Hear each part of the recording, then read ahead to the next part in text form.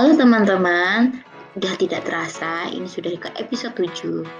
Nama saya Lydia Apriliani yang akan menjadi dosen kalian dalam manajemen arsip. Langsung saja kita ke topik hari ini yaitu filing system menggunakan kronologi tanggal. Ini yang kita lakukan adalah menggunakan filing system atau menggunakan sistem yang berbasis tanggal. Langsung saja kita ke topik.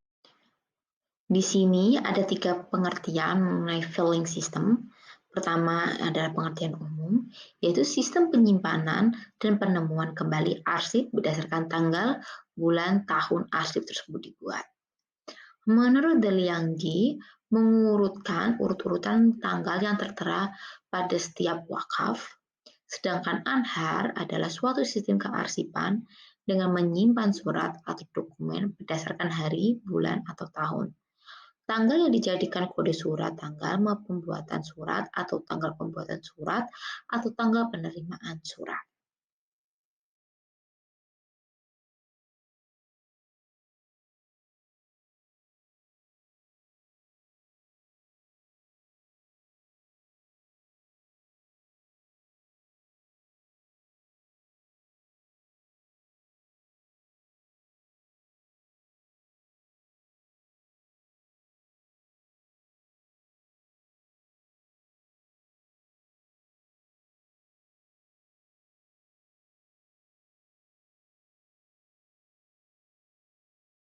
Oke, ini ada kelebihannya. Jadi kelebihan profiling system ini itu sangat cocok untuk unit pengolahan yang kegiatannya berkaitan dengan jatuh tempo. Jadi semisal seperti akuntansi or something have a dealing with peminjaman, kredit, dan sebagainya itu sangat. Namun, filing system itu juga mempunyai kekurangan. Ada 4 kekurangannya, salah satunya tidak cocok untuk organisasi besar. Kenapa tidak cocok?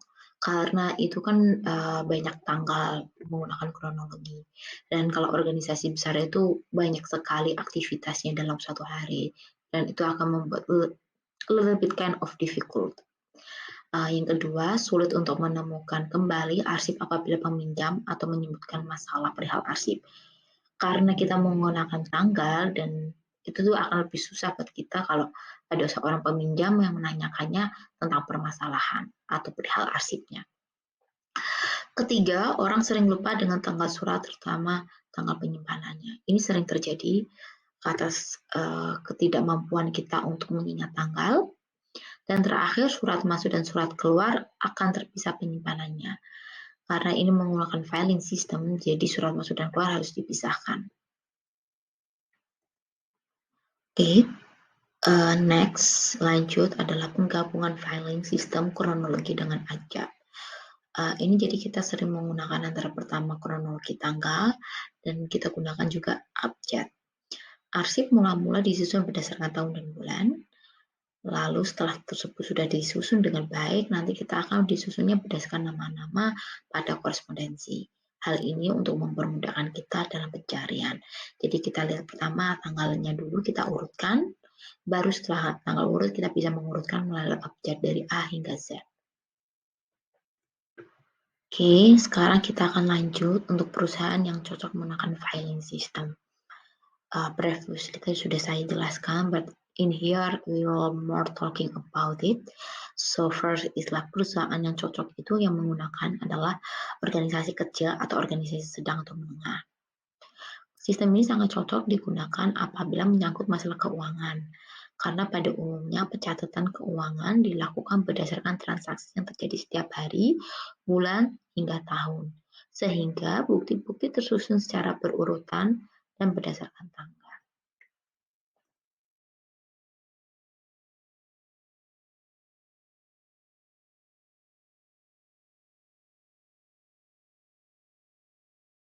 Oke, yang pertama yang harus kita lakukan adalah memeriksa surat atau berkas.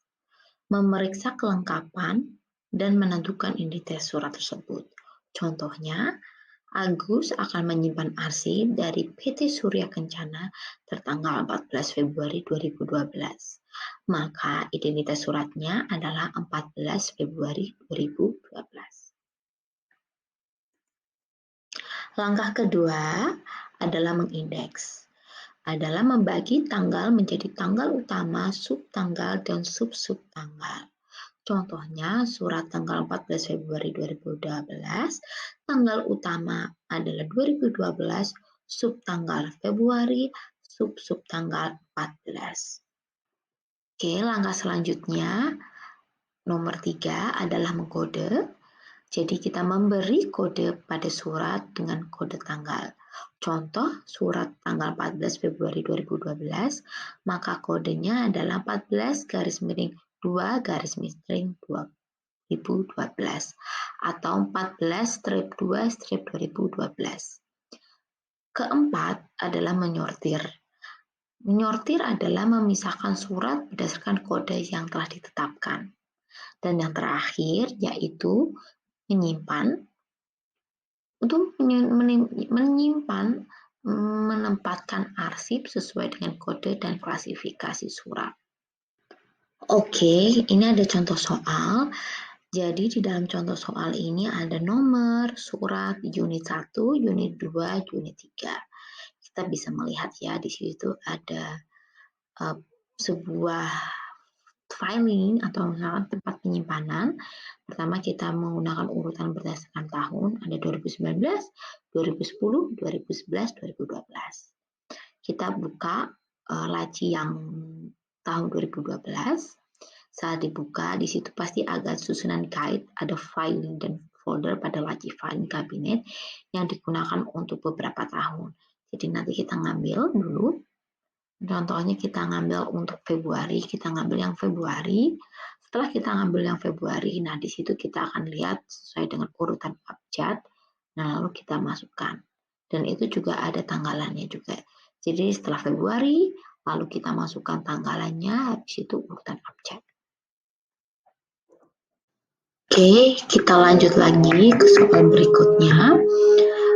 Di sini ada Ari ingin meminjam arsip lamaran kerja Retno tertanggal 5 Februari 2012. Maka yang tadi pertama kita adalah mengidentitas arsip tersebut berdasarkan tahun 2012, bulan Februari, tanggal 5. Lalu setelah itu kita cari arsipnya, lalu kita ambil arsip tersebut dan tukar dengan lembar pinjam arsip. Ada lembarnya nomor 1. Lalu kita berikan arsip dan lembar pinjam arsip tersebut kepada peminjam. The last is peminjam membubuhkan paras sebagai bukti peminjaman pada bon pinjam arsip.